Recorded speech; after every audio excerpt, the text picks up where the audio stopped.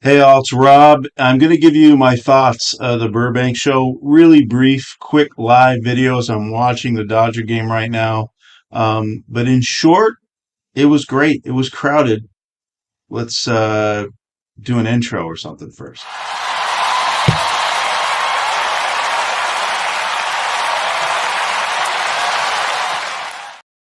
I got a cool bobblehead that goes with that. I'll work this out later. I just didn't have time to do great big production. And the first thing, as I said about the Burbank show, just happened last weekend was that it was incredibly crowded.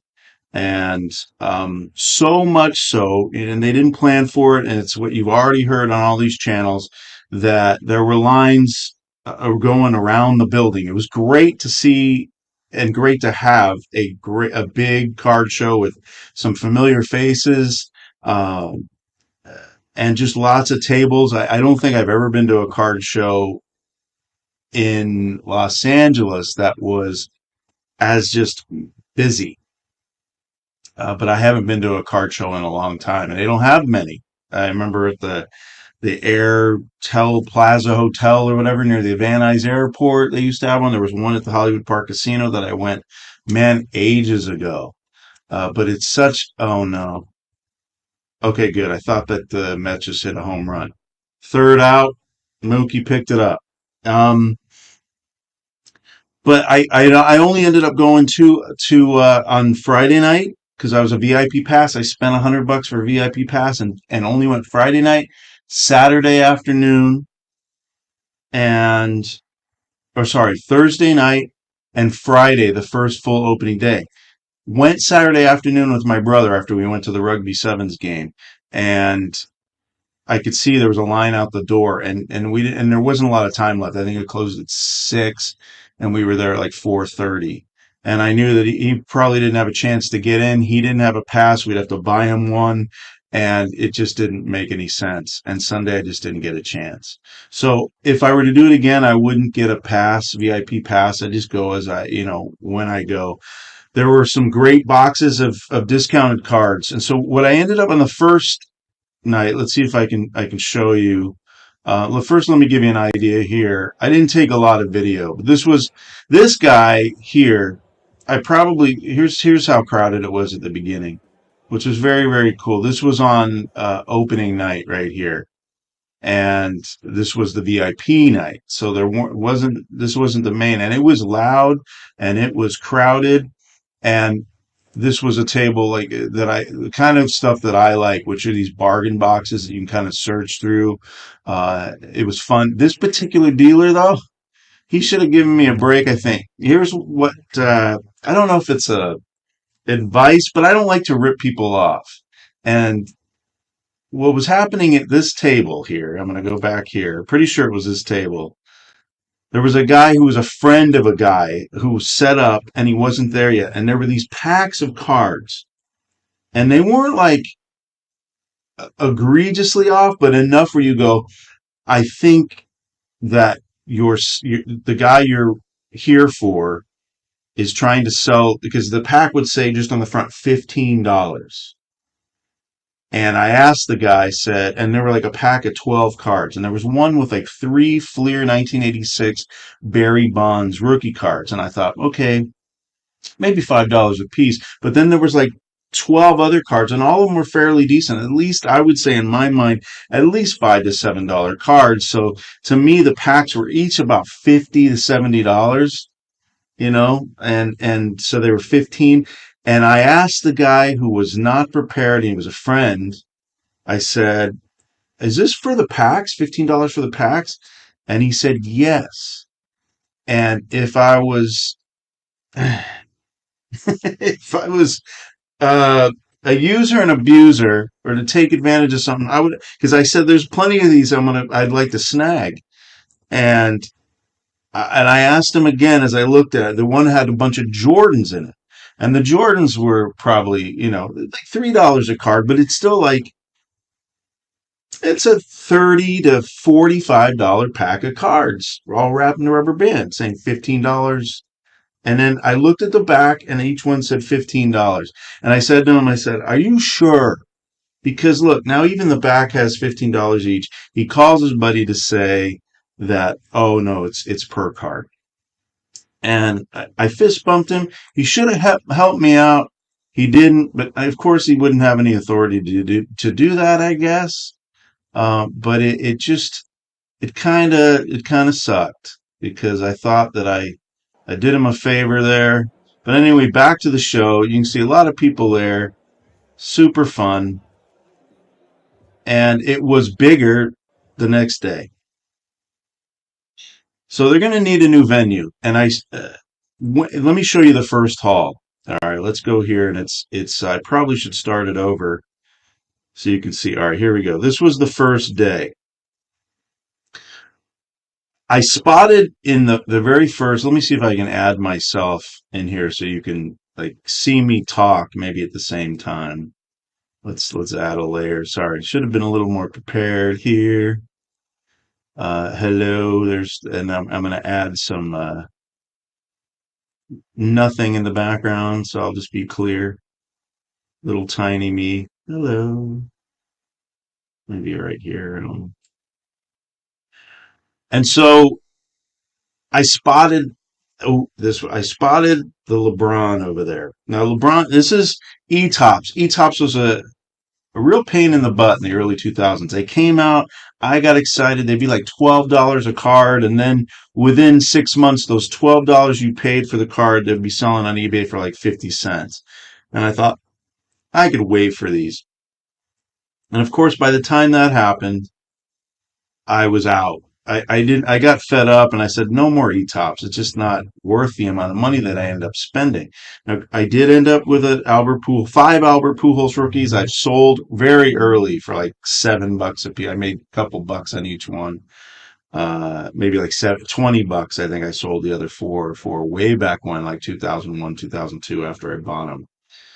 I'm glad to still own one of the Albert Pujols, but I was way out of E-Tops by the time this rookie came out. Now, if you look at it, let me see if I can. I mean, the corners look pretty good, but anyway, I spotted this card right away in this box, and I said, "Well, let me try and make mental note because it said $350 on it." And I was looking at comparables, and obviously the PSA nines, I think, or I can't remember what it was. It might have been like 600 or something. And it doesn't look like a PSA nine. It looked like it had rough edges, but I really wanted it. I thought maybe I can get a bargain, so I'll pass by them.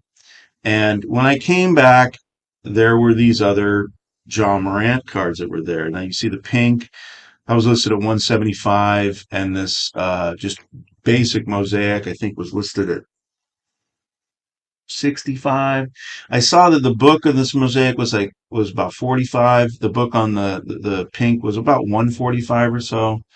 And I was prepared to pay, around $300 for the LeBron. This is a rookie card just to get it, limited to 10,000 in production.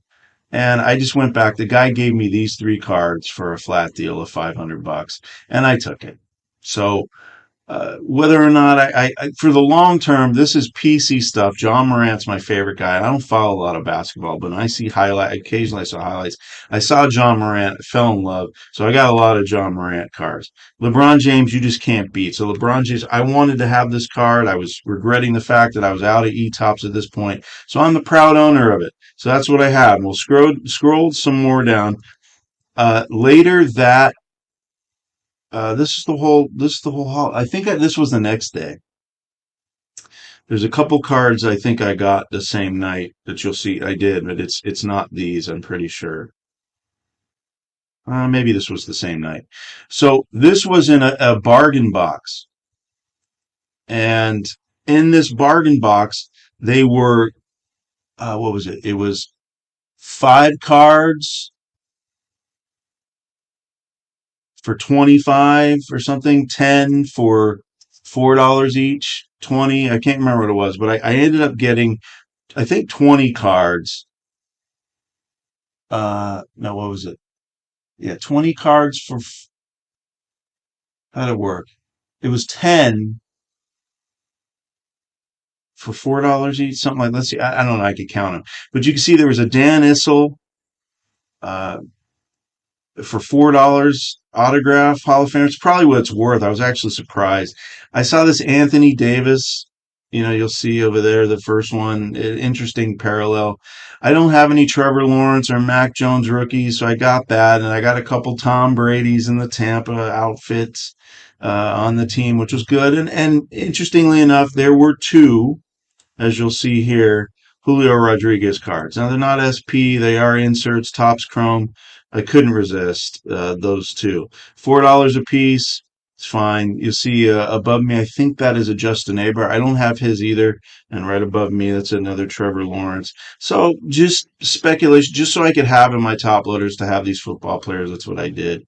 And then the last night, I just went to one bargain box, saw these, got all of these cards for $30. And so you got an Alec Bohm, and I'm still watching the Dodger game. It's the top of the ninth inning, 1-2 count. They're cheering, trying to get Trace Thompson out. It looks like with a man on first, ball two. All right. Alec Bohm patch. They had it listed on the back, and you can see that way at the top. $50. I said it's not a $50. And the closest I saw comparable is maybe 8. I know he's back on. People excited about him again. It's out of 25. I think it's a beautiful patch, multicolor. So I snagged it and took it. Again, two Julio Rodriguez rookies there from Bowman. And I guess they're XRCs because it's just before those are 2021. Bobby Witt tops now over there. It's considered a rookie card. I got that. I don't have a Bobby Witt rookie card. I got, of course, this Flash Gavin Lux. I was happy with that one. Of course, another John Morant over there. And as much as I hate the Astros, I spotted in this box an Alex Bregman SP rookie card, and I thought, oh, I'll get that probably for resale. So some of these were to get my money back a little bit. But those are the first two nights. And then when I went back with my brother, and my brother's new into the hobby, he wanted to he was really excited to see the place. And I said, it's a little bit overwhelming as Trace Thompson pops out. So you may go a little crazy and not know where to go or where you are. It all kind of looks the same after a while. So maybe it was a plus for him. But we ended up going to the Burbank card show itself, to the Burbank sports card shop on Burbank Boulevard, or is it? Yeah, I think it's on Burbank. And they stocked their cheap. Well, we put them cheap because it used to be $20 and under boxes in their new. What used to be the fishbowl there, and now there were like $45 cards in there. So it's 45 and under instead of $20 and under. And I found some great cards. Again, back to John Morant. We're going to show you in a second. But there was one key card that I saw there that I didn't see at the show, and I thought, I'll get it. So let me pause here. And now you see the card that I got, and you see the prices on there, but I'll tell you what I paid. So we're at the card show. I'm not, we're at the card shop, and I see this 9.5 SGC John Morant base, Donruss. I'm like, heck yeah, 45. It's about what it's worth if it were shipped and I bought it on eBay if I didn't have to pay tax. So I think, or maybe that's about with tax. So I paid about what I should pay on that. A little bit more here on the mosaic. I thought because I got the pink mosaic and then the other prism mosaic that this could sort of help me add to the rainbow. But I'm not really trying to get the rainbow. Just love jaw, like I said. And there's a creme de la creme card before you see the last one. I wanted that Beam Team so badly. I wanted it since 1992. They cut it $10. I was able to get it for $210. These four cards you're about to see, I got for $310 flat. So it was $100 for this third card. I got a Donovan Mitchell. I kind of like him too. Maybe it's a little speculation, and maybe, if he does well this season, maybe I'll just let go of this card, see if I can help pay for some of this stuff too, like the Shaq. So that's where we ended up going. So it kind of was sad, but at least we benefited Burbank. But the rumor that we heard when we went to the Burbank Sports Card Show is that the next show they're planning to have in the Long Beach Convention Center. And there's already a coin and card hobby show there a couple times a year, and it's just too far away. So for me living in the valley. So my hope is that they will be able to find a venue that's a little bit bigger, but in the valley and not at Long Beach Convention Center. But rumor has it from Steve, Rob's dad, Rob is the owner of Burbank Sports Cards, that they're looking at the Long Beach Convention Center. So that's it. It was a fun time. I just wish I could have spent more time. I did not go to a trade night or anything. I'm kind of a novice when it comes to these show things still. So I'm slowly breaking through. This was the first step. And like I said, I wouldn't buy the VIP pass anymore. I don't think they did have uh, a gift box. And I think lastly, I'm going to show that. And let me see if I can, uh, come over here and maybe add the gift box videos that I forgot to add. Um, yeah, here's so basically it's this bag here, all right, and then I dumped it. You'll see I dumped everything on the floor. I didn't vacuum before, so if you see some dirt on there, sorry. And so there's just a bunch of stuff here, and then right into the items here. There's the graded card empty slab, which kind of concerns me because like what now you're helping people to fake slabs by designing the slab stuff. I don't know. It's interesting. So you get some of these. This is all the free stuff. It was a little disappointing, to be honest. For $100, card protectors, two PSA holder things here, like protectors, and two magnetic holders. And so for the money spent, I kind of felt like I wish there was maybe a drawing or, some more information there, maybe even a guide on where to go. Because I found out later that they gave away one of those cool scanners where you could scan your cards in, which I love to do. And I didn't know where that was. It's so overwhelming with that many people in kind of a small space. You don't know where to go, where you are. And that was the main problem. So I think maybe a program or something would be cool. I know it's expensive, but if you get $100 for VIP and they sold out their VIP, uh, that's what I do. So that's it. That's the long and short. I was able to remember to show you the prizes that I got for being a VIP, which wasn't that big of a deal. So let me know. I will go. They're talking about doing it twice a year. And I think that, I don't know about that, but I definitely will go again. I think Rob did a great job and staff as best they can. There were a lot of vendors there. There were a lot of sponsors there. There was a new grading service. But that first night I was there, they were as the Mets get a hit with no outs in the bottom of the ninth. They got a man on. Um, but overall, a lot of fun. I got to meet Ryan, card collector too. I don't think I said, which was neat. If you're not subscribed to him, then you should. And I saw a couple of other people that are well known in the community. Didn't say hi to them. I just happened to, Ryan came right up to a table I was looking at, so it was pretty cool. So I hope that this gives you a little idea on what happened. I know I get a little wordy. It was fun. Let me know what you think of my pickups, and we'll see you next time. Take care.